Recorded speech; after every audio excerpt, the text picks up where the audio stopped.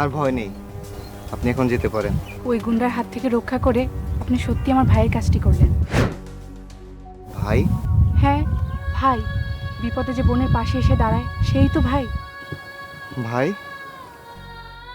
না না, আমাকে ভাই ডাকবেন না। আমার খুব যন্ত্রণা হয়, আমার খুব যন্ত্রণা হয়। আমার